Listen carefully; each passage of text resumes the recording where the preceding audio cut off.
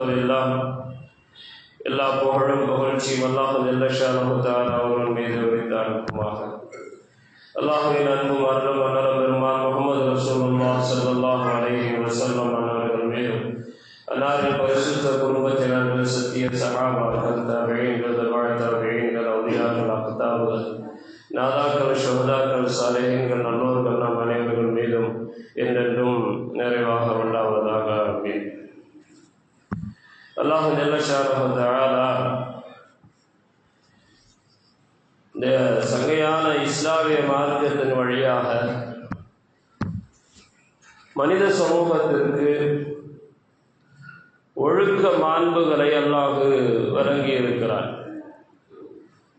கண்ணியமான வாழ்க்கை, கட்டுப்பாடான வாழ்க்கை,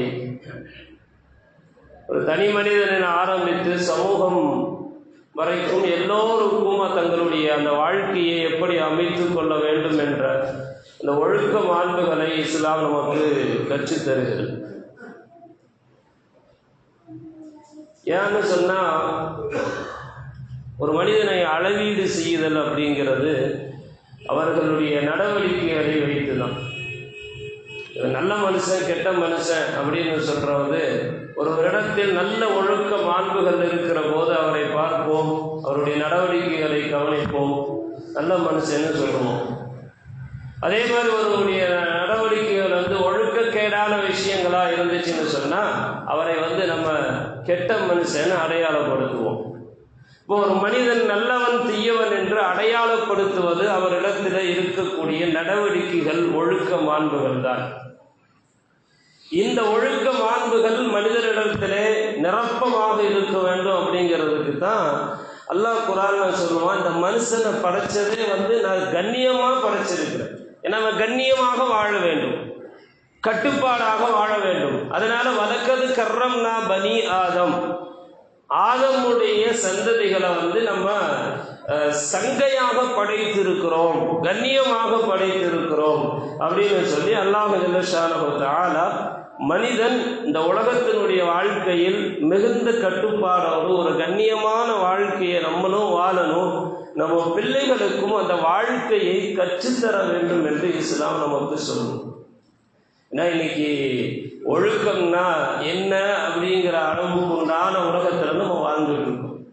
நாகரீகம் அப்படிங்கிற பெயரில் கலாச்சார சீரழிவு அப்படிங்கிறது ரொம்ப மோசமாக இந்த உலகத்தில் போய்கொண்டிருக்கிறது.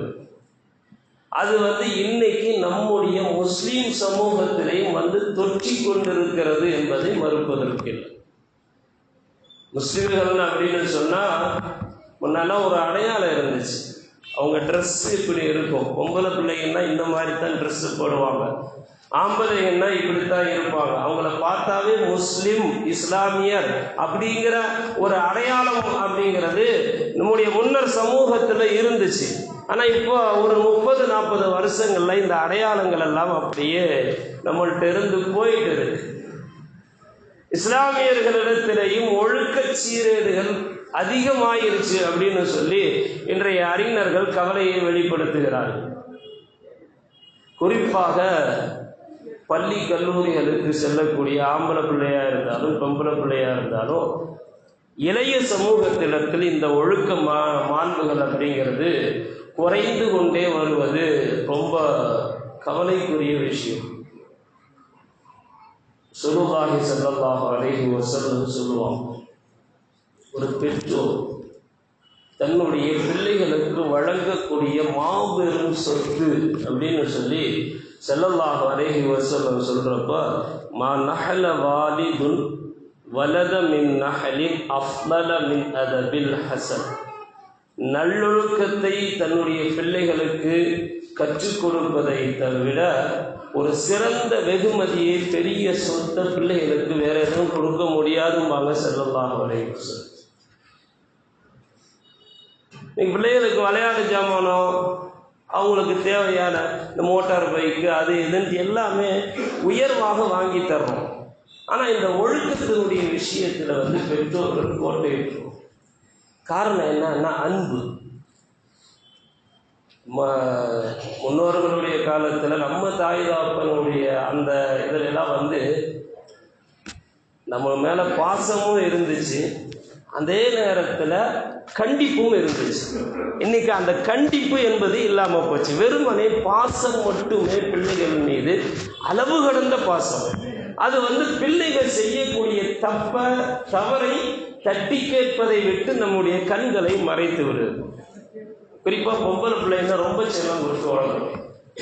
பெண் பிள்ளைகள் அல்லாஹ் நமக்கு தரக்கூடிய மாபெரும் வெகுமதி, அதில் மாற்று கருத்து இல்லை. ஆனால் அந்த பிள்ளைகளை வார்த்தெடுப்பதில் இன்னைக்கு வந்து நம்ம என்ன செஞ்சிடறோம்னா, பாசத்தை முன்னு வச்சு அந்த பிள்ளைகள் மீது அதிக அன்பு செலுத்தி பிள்ளைகளை கெடுத்து விடுகிறோம் என்றுதான் சொல்ல வேண்டும். விதவிதமான ஆடைகளை வாங்கி அழகு பார்க்கறதில்ல. ஆனால் அந்த நேரத்தில் அந்த பிள்ளைகளுக்கு இந்த ஆடை இஸ்லாம் அனுமதிக்கிறதா அப்படிங்கிறத பார்க்கறதுக்கு மறந்துடும். இன்னைக்கு வந்து ஃபேஷன் உலகம், ஒவ்வொரு நாள் ஒவ்வொரு டிசைனில் ஆடைகள் வந்து வெளிவந்துருக்கு.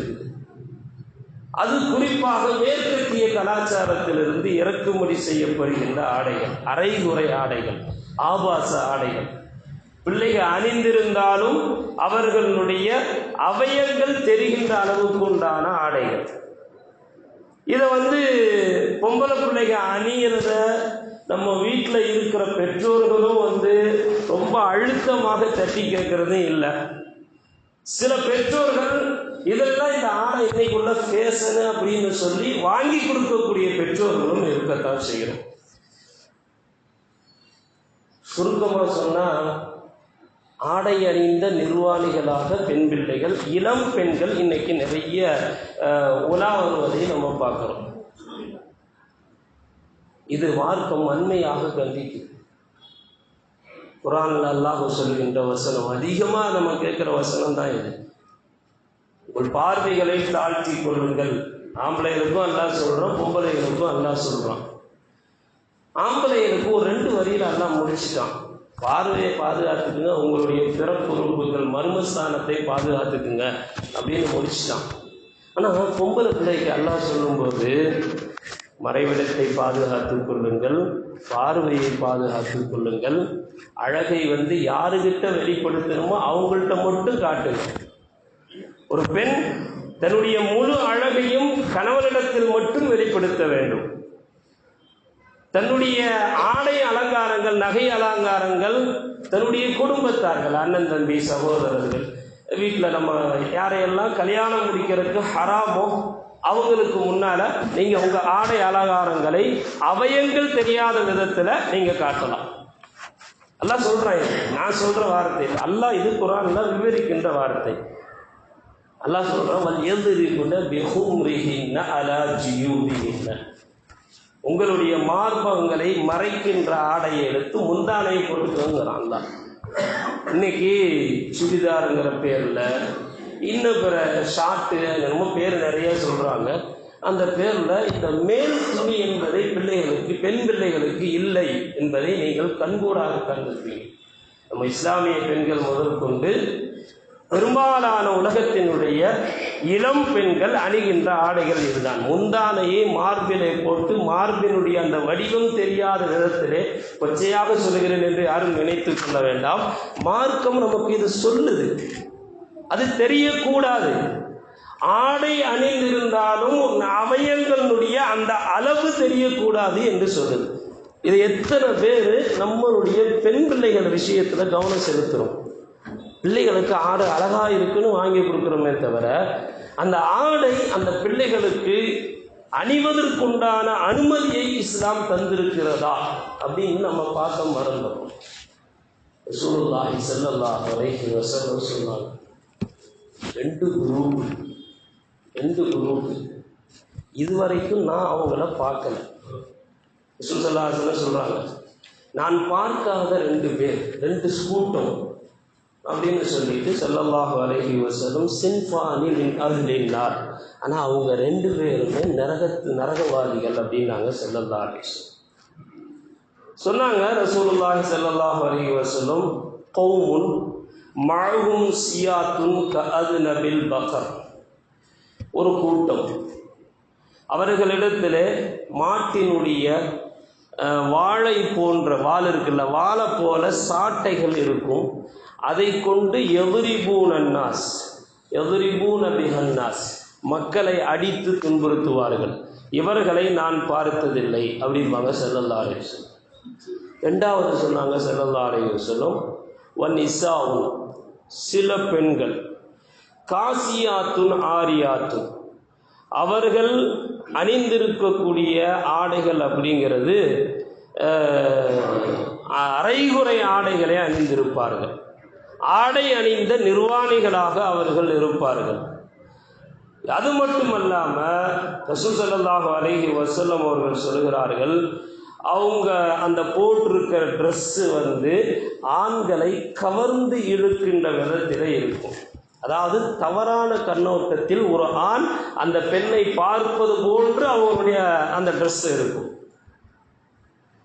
தெரியக்கூடாத உறுப்புகள் எல்லாம் தெரிகின்ற விதத்தில் ஒரு ஆணினுடைய அந்த சபல புத்தி வெளிப்படுகின்ற விதத்தில் அவர்களுடைய ஆடைகள் இருக்கும் என்று ரசூலுல்லாஹி ஸல்லல்லாஹு அலைஹி வஸல்லம் சொல்லிட்டு, அவங்களுடைய கூந்தல் ஒட்டகை திமிழை போல இருக்கும்.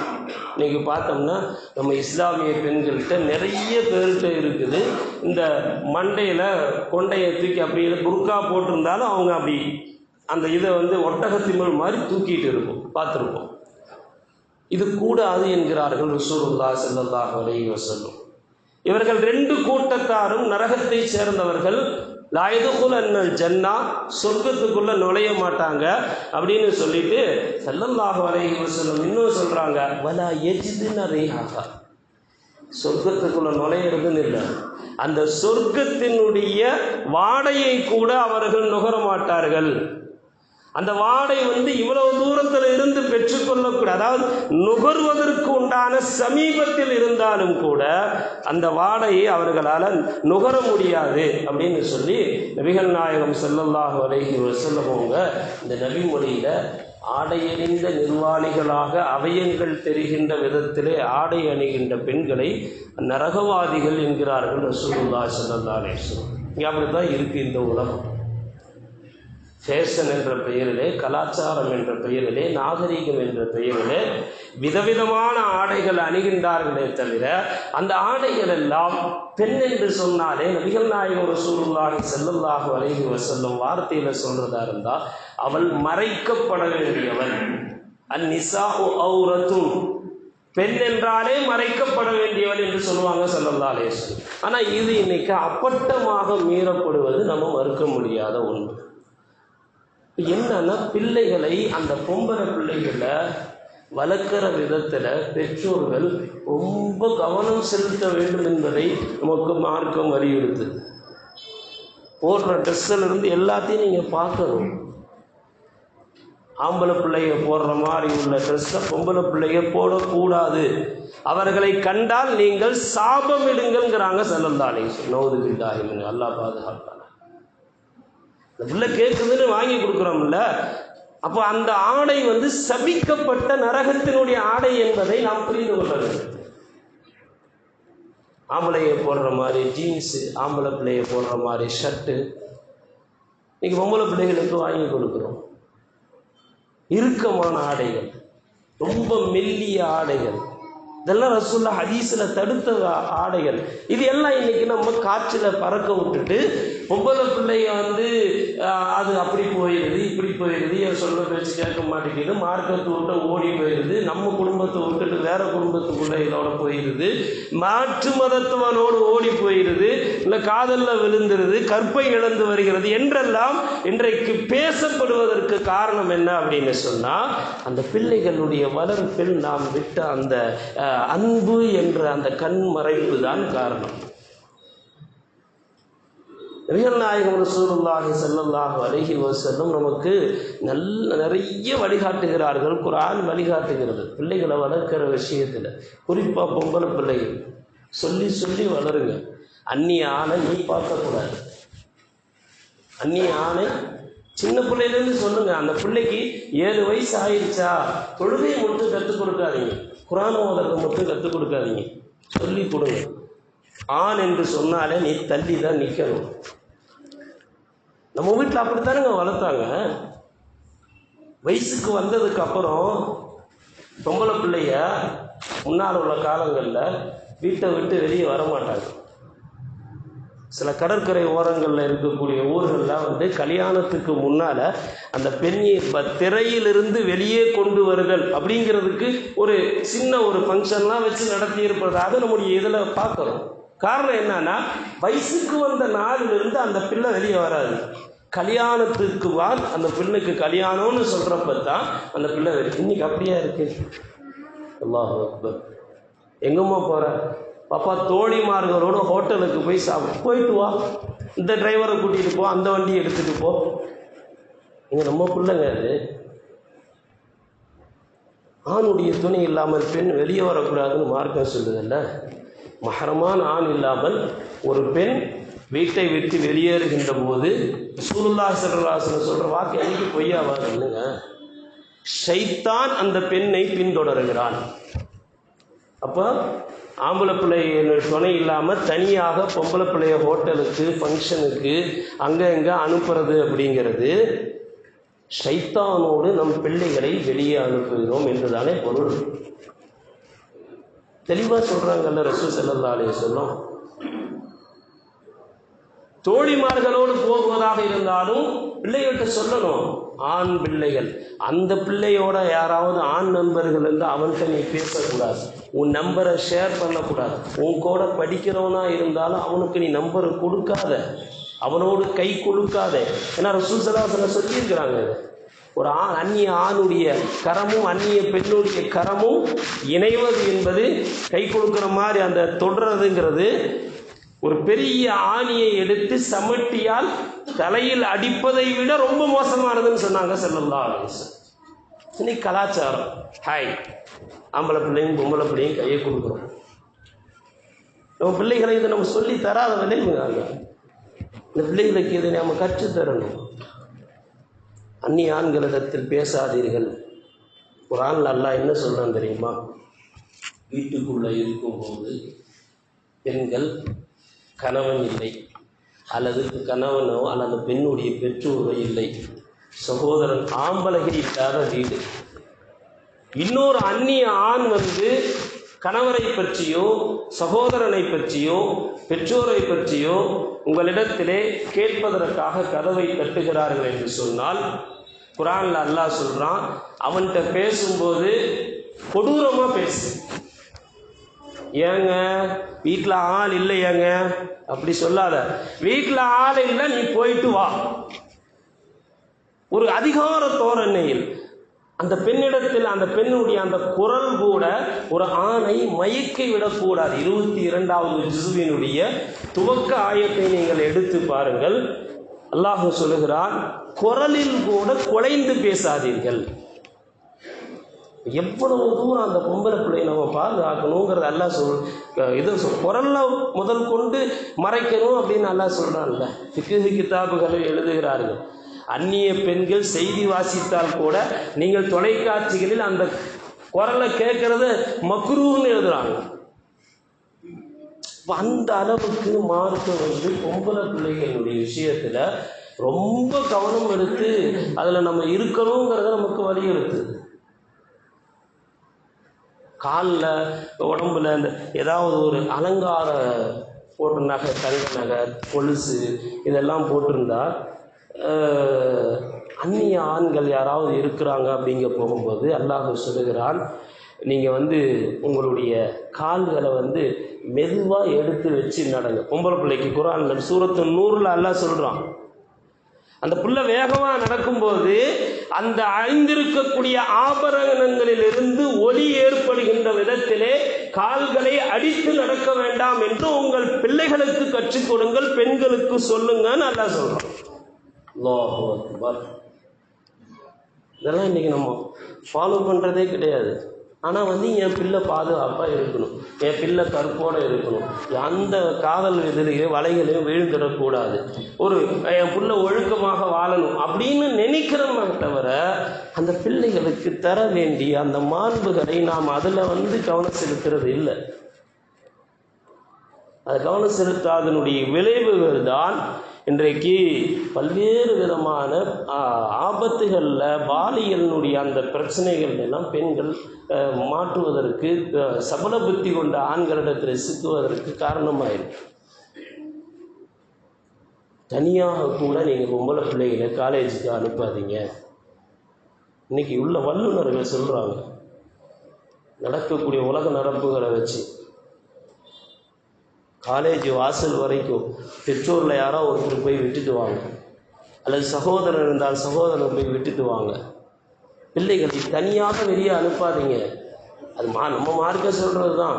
ஒரு பெண் வீட்டை விட்டு வெளியேறுகிற போது அது எந்த ஒரு அவசியமான தேவைகளாக இருந்தாலும் ஏதாவது ஒரு துணைகளோடு அந்த பெண் செல்ல வேண்டும். அது இல்லாமல் போகின்ற போது ஷைத்தான் அங்கே ஆபத்தை வச்சிருக்கிறான் அப்படின்னு சொல்லி பெருமான் ரசூலுல்லாஹி ஸல்லல்லாஹு அலைஹி வஸல்லம் சொல்கிறாங்க. அப்போ நம்ம பிள்ளைகளுக்கு சின்ன வயசில் இருந்து ஆம்பளை பிள்ளைகள்கிட்ட எப்படி நடந்துக்கிறணும், நம்ம கூட எவ்வளோ க்ளோஸாக படிக்கிற பிள்ளைகளாக இருந்தாலும் பழகிற ஆம்பளை பிள்ளைகளாக இருந்தாலும் நீ தள்ளி நின்று தேவையில்லாமல் பேசாத. அவன் முஸ்லீமாக இருந்தாலும் சரி, இதை நம்ம பிள்ளைகளுக்கு நம்ம சொல்லிக் கொடுக்கணும். ஏன்னா அவன் முஸ்லீமாக இருந்தாலும் நம்முடைய பார்வையில், மார்க்கத்தினுடைய பார்வையில் அவன் அந்நியன். அவனோடு எந்த விதத்திலேயும் பேசுவதோ கை கொடுக்குவதோ வெளியே போகிறதோ இந்த இதுகளுக்கெல்லாம் நம்ம எந்த இடத்திலும் இடம் கொடுக்கக்கூடாது என்று நம் பிள்ளைகளுக்கு சொல்லித்தர வேண்டும் என்பதை நம்முடைய இஸ்லாமிய மார்க்கம் சொல்லித் தருகிறது.